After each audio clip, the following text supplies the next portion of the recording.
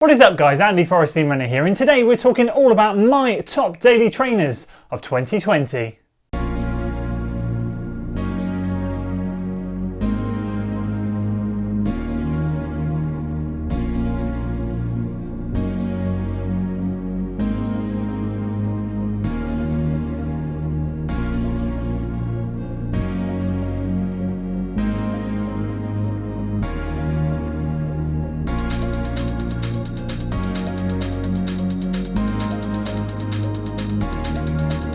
So welcome back to another video, and today, as I said in the intro, we're going to be diving into my daily trainers of 2020. We're rapidly approaching the end of the year. Yes, it's December, which is absolutely mad. I have no idea where the year has gone, but it's time to recap everything that we've tried and tested this year and give you some thoughts, feedback on some of the shoes, the daily shoes that I liked, and some of the ones that I wasn't so keen on. Now for me, just to clarify before we dive into the collection, a daily trainer is something that I wake up, need to go for a run and just grab a pair of shoes. That pair of shoes can do anything. A daily trainer for some people might mean something slightly different, but for me, they're a bit of a jack of all trades shoe. I can take them out on an easy day, I can do some tempo work, intervals in them, I can even do a long run. They're basically the most versatile shoe category that you can get. So today we're going to dive into all the ones that I've had, and as I said, I'll share my favourites and my not so favourites. So if you're excited for today's video guys, make sure you give it a like, share it with your friends, subscribe to the channel for weekly running content, and we'll start with the first one.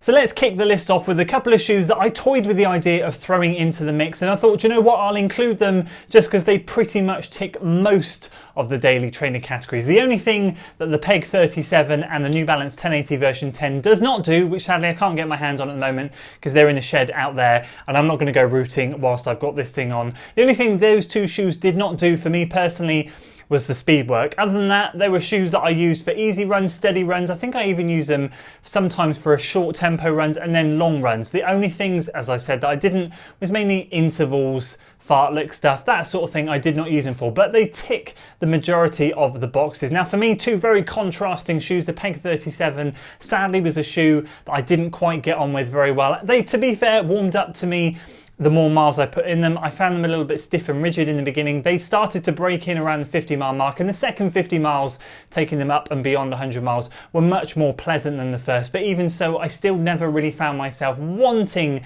to run in them that much. Whereas by contrast, the 1080 version 10 was the first daily trainer that I bought this year, bordering max cushion shoe because it is highly comfort. In fact, it is a max cushion shoe, but it's something that I found so comfortable that I wanted to use it across the board in a variety of distances, paces, all of that sort of stuff. And for me, that shoe was great out from the box. The Fresh Foam X, such a great improvement from the original Fresh Foam. I've talked about this so many times, and such a great and enjoyable shoe. That was one shoe that I really did want to reach for, and probably out of all of them was the most heaviest and clunkiest shoe, which would really make them a max cushion shoe. But for me, I love them that much that I did indeed want to use them on so many different occasions. Now moving on to the set of shoes that I really did use for pretty much everything. We'll start off with the Nova Blast, because you guys know I've done so many videos on this shoe. I absolutely love it, and you've also seen so many videos of me doing workouts in them, long runs, absolutely everything. These by trade should not be doing things like workouts and stuff, but I just find myself with that Flight Foam Blast,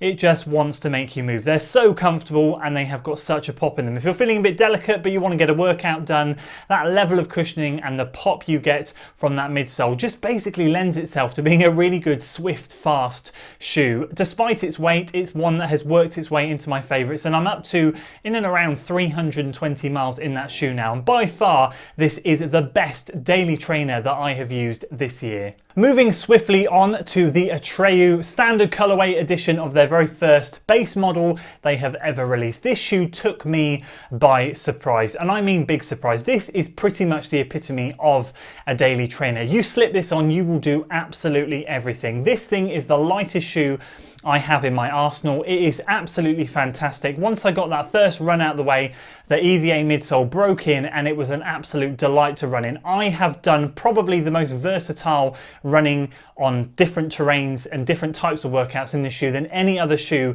in my arsenal, because I was mid-training for a mountain marathon when I got my hands on this thing, and then I worked into the road stuff. It did pretty much everything. I was doing hill work, long runs, speed work, easy days, tempo days, steady days, you name it. There was not a type of workout that this thing couldn't handle. And surprise, surprise, It even worked really well on very, very light buffed out trails. For me, the weight is the massive positive feature with this shoe, because if you go out there and you're feeling a little bit heavy-legged, putting these things on basically makes you feel like you're not wearing running shoes at all. You've just got that protection underfoot. The upper disappears off your feet because it's so lightweight, and I just found them an absolute joy to run in. And from one surprise package to another, the New Balance Fuel Cell Prism was an absolute belter when I got this thing earlier in the year. I didn't know too much about it, I just looked at it and I thought I want to try this shoe. It looked good on the New Balance website. I ordered it assuming and looking at the stack height that I was going to be getting something relatively heavy and be using it for a daily trainer. I actually bought it for the purpose of easy days, and I have to be honest with you, this thing does absolutely everything in such a lightweight package. Now, for clarification, it is a mild stability shoe because it has a bit of foam in the medial side just under the arch to give you a little bit extra support, but it is so minimal. It's like a hybrid, it's like those hybrid trail shoes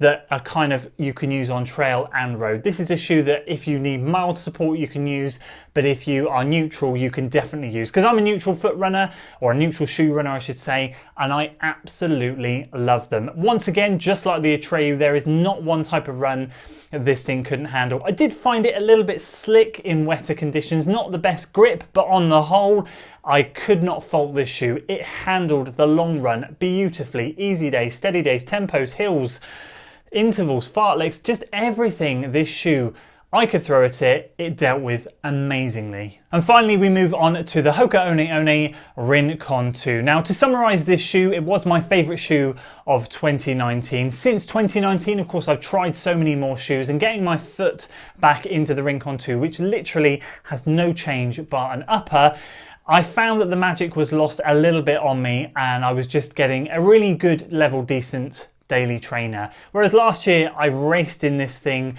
It was the most versatile, nimble, lightweight shoe I had in my arsenal. This year it's slipped down the pecking order a little bit. That's not to say I didn't enjoy it, because I've thoroughly enjoyed my time in the Rincon 2. We've got it up and over 100 miles. It was aggravating my plantar fasciitis recently just because of how narrow it is through the midfoot, especially on the medial side where it really hugged the inside of my foot, and that's where I was getting some of the sore points. So I took a break from the shoe. It feels much better. In fact, it's gone now.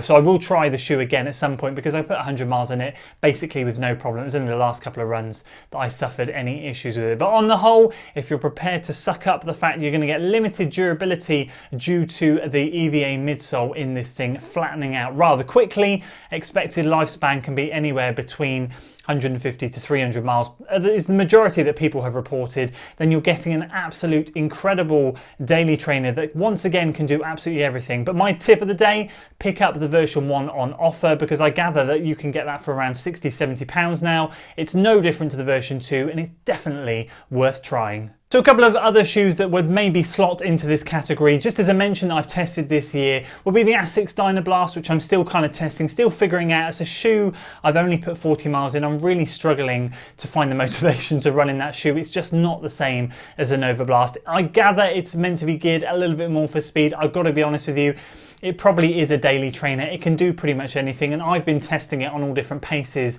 and workouts and easy runs, but I just haven't run it in enough, and I just don't really enjoy it. So I haven't included that one. And of course the Kinvara 11, a shoe that I got very early on in the year, that didn't see the light of day after 3 runs. That was game over. I really hated that shoe with a passion, not as much as the Nike React Miler. That definitely is not a daily trainer. I got that to 100 miles. Sadly, the Kinvara didn't make it. I know a lot of you guys know I love the Kinvara 11, and again I would classify that as a daily shoe. Loads of you use it for multiple different purposes, so that's another one to think about. And a couple of shoes that slipped through the net, the New Balance Beacon 3, the Hoka Clifton 7. They're a couple that I really did have my eye on and really did want to try, but sadly, towards the end of the year I just decided to put a halt to buying so many running shoes, and I'm focusing my energy on trying to put more miles into the shoes that I have to give you guys some more longer term reviews. We've just hit the Nova Blaster 300 miles. We've got other shoes that we're earmarking for certain milestones, so I just thought let's put a halt to things and let's get the mileage in to some of these shoes. So maybe next year we'll be able to slip into the future versions versions of those shoes, or pick up the Clifton 7 or the Beacon V3 on discount at some point and test those out. But let me know in the comments below what your favourite daily trainer has been this year. What have I missed? What has been your gem of a daily trainer shoe that's not on my list that you recommend me trying out next year?